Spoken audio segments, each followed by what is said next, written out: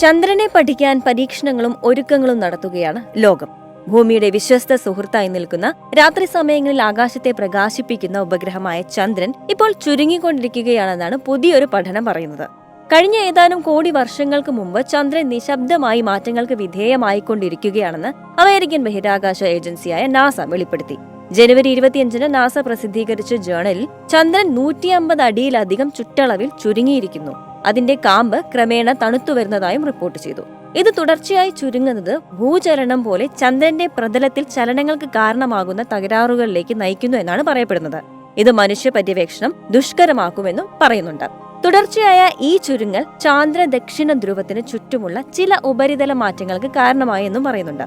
ബഹിരാകാശ യാത്രികരുമായി ആർടെമിസ് 3 ദൗത്യം തുടങ്ങാൻ പോകും മുമ്പാണ് നാസയുടെ പുതിയ പഠനം. ചന്ദ്രന്റെ ദക്ഷിണ ധ്രുവത്തിൽ ശക്തമായ ചലനമുണ്ടാക്കാൻ കഴിയുന്ന ആഴം കുറഞ്ഞ ചന്ദ്രകണങ്ങൾ അഥവാ മൂൺ ക്വാക്സ് നിലവിലുള്ള പിഴവുകളിൽ നിന്നോ പുതിയ ത്രസ്റ്റ് പിഴവുകളുടെ രൂപീകരണത്തിൽ നിന്നോ സാധ്യമാണ്. ചന്ദ്രന്റെ കാമ്പ് തണുത്ത് ചന്ദ്രന്റെ ഉപരിതലത്തിൽ ചുളിവുകളും വിള്ളലുകളും ഉണ്ടാക്കുന്നു. അതിനുശേഷം തകരാറുകൾ രൂപപ്പെടുത്തുകയും ചുരുങ്ങുന്ന അവസ്ഥ ഉണ്ടാവുകയും ചെയ്യുന്നു.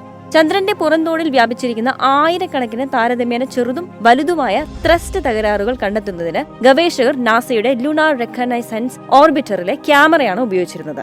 ചന്ദ്രന്റെ വളരെ ചൂടുള്ള അന്തർഭാഗം തണുപ്പിക്കുന്നതും ഭൂമി ചെലുത്തുന്ന വേലിയേറ്റങ്ങളും മൂലമാണ് സങ്കോചം സംഭവിക്കുന്നത്. ഇത് ആഗോള ചുരുങ്ങലിനും കാരണമാകുന്നു എന്ന് റിപ്പോർട്ട് പറയുന്നു. ചന്ദ്രന്റെ പുറന്തോടിന്റെ അതായത് ക്രസ്റ്റിന്റെ 100 മൈൽ ആഴത്തിൽ മാത്രമേ ചെറിയ രീതിയിലുള്ള ചലനങ്ങൾ ഉണ്ടാവുകയുള്ളൂ. എന്നാൽ ഭൂകമ്പങ്ങൾ നമ്മുടെ ഗ്രഹത്തിൽ സംഭവിക്കുന്നത് പോലെ ഏതാനും നിമിഷങ്ങൾ മാത്രമല്ല ചന്ദ്രനിൽ നീണ്ടു നിൽക്കുന്നത്.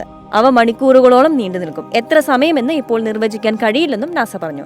ചന്ദ്രന്റെ ദക്ഷിണ ധ്രുവത്തിനടുത്താണ് ഇന്ത്യ ചന്ദ്രയാൻ 3 ദൗത്യം ഇറക്കിയത്.